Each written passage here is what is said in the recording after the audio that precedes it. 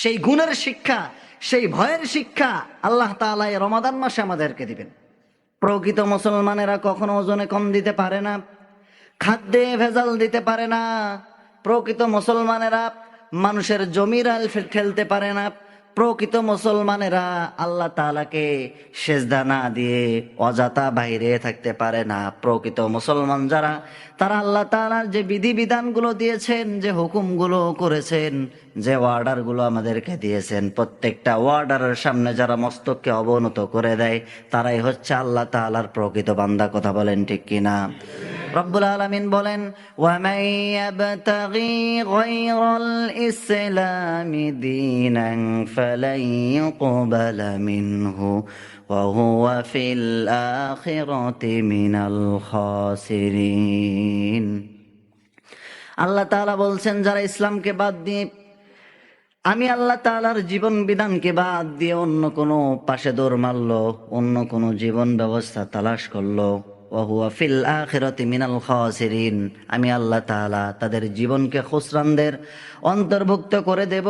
প্রকৃত মুসলমান তারা হতে পারবে না, মুসলমান হয়ে তারা মৃত্যুবরণও করবে না। তাদের মৃত্যু হবে মুনাফিকের মৃত্যু, তাদের মৃত্যু হবে কাফিরের মৃত্যু। জোরে বলে নাউযুবিল্লাহ। প্রকৃত মুসলমান হতে গেলে মুসলমানিত্ব আমাদের মধ্যে নিয়ে আসতে হবে। এই মুসলমানিত্ব নিয়ে আসার জন্য, শিক্ষা অর্জন করার জন্য, নিজেকে শুধরায় নেওয়ার জন্য যেই মাসটি আল্লাহ তাআলা আমাদেরকে দিলেন, সেই মাসটির নাম কি?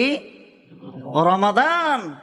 আর এই রমাদান শব্দটি র মিম দত রমদুন ধাতু থেকে উৎপত্তি হয়েছে।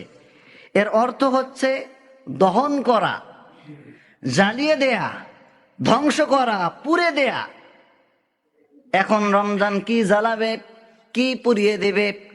আপনার বাড়িঘর রমজান জ্বালিয়ে দিতে বলেন নাই। রমাদান আপনার শিক্ষা, আপনার ব্যবসা বাণিজ্য নষ্ট করতে বলেন নাই। রমাদান আপনাকে শুধু নামাজ পড়তে বলেন নাই, হালাল রুজি উপার্জন করার জন্য উৎসাহিত দিয়েছে। সম্মানিত হাজিরিন, রমাদান কি জ্বালাবে?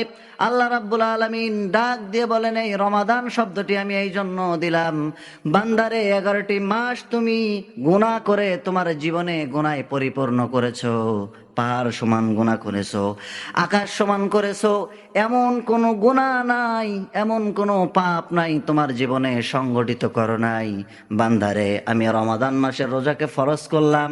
কোনো ব্যক্তি যদি আল্লাহ তাআলার সন্তুষ্টির জন্য, আল্লাহকে খুশি করার জন্য কোনো ব্যক্তি যদি রমাদান মাসের সিয়ামগুলো সঠিকভাবে পালন করে, আল্লাহ রাব্বুল আলামিন বলেন, এই রোজা তার জীবনের সমস্ত গুনাহগুলোকে পুরে ছারখার করে দেয়।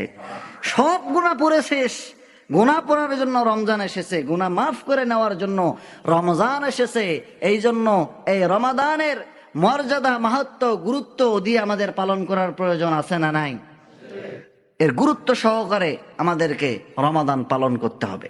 সম্মানিত হাজিরিন, রমাদান শুধু উম্মতে মুহাম্মাদের উপরে ফরজ কিন্তু হয়নি।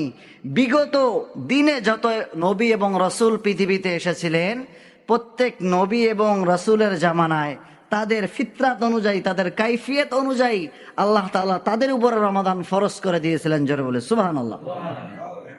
এক এক নবীর সময় এক এক রকম, কিন্তু বিভিন্ন গ্রন্থ থেকে যেগুলো জানা যায় তা হচ্ছে প্রত্যেক চন্দ্র মাসের 13, 14 এবং 15 প্রত্যেকটা নবী রাসূলদের জীবনে ফরজ ছিল রোজা। সুবহানাল্লাহ। কিন্তু যখন মুহাম্মদ সাল্লাল্লাহু আলাইহি সাল্লামের উপরে এই রমাদানের বিধান আসলো, সমস্ত বিধানগুলো রহিত হয়ে গেল, সব বিধান ক্লোজ। এখন একটিমাত্র ধর্ম, একটিমাত্র কিতাব, একটিমাত্র কিতাবের বিধান ফলো করা হবে। সেই কিতাবের নাম কি? আল কোরআন। সম্মানিত মুসল্লিবৃন্দ, এক এক নবীর সময় এক এক ধরনের কাইফিয়ত ছিল, ফিতরাত ছিল। তারা এক এক সময় এক এক ভাবে রোজা পালন করেছে। কেউ বা রোজা পালন করেছে কথা না বলার মধ্য দিয়ে, কেউ বা রোজা পালন করেছে 40 দিন উপত্যকার মধ্যে না খেয়ে থেকে, কেউ বা রোজা পালন করেছে একদিন পর পর রোজা থেকে। দাউদ আলাইহিস সালাতু ওয়াস সালাম একদিন রোজা পালন করতেন, সিয়াম পালন করতেন, আরেকদিন গ্যাপ দিতেন। মুসা আলাইহিস সালাতু ওয়াস সালামের বর্ণনায় পাওয়া যায়, তিনি 40 দিন যে তুর পাহাড়ে সহিফা নেওয়ার জন্য যে ছিলেন, সেই তুর পাহাড়ে তার উপরে যে কিতাব নাজিল হয়েছে, এই 40 দিন তার রোজা ছিল, তিনি উপবাস ছিলেন। জোরে বলে সুবহানাল্লাহ। অন্য বর্ণনায় পাওয়া যায় যে অন্য অন্য নবী রাসূল তথা প্রত্যেকটা নবী রাসূলদের জন্য এই বিধান ছিল, তা ছিল প্রত্যেকটা চন্দ্র মাসের তথা প্রত্যেকটা মাসের চন্দ্র মাসের জন্য 13, 14 এবং 15 এই 3 দিন রোজা রাখা তাদের বাধ্যতামূলক আল্লাহ তাআলা করে দিয়েছিলেন।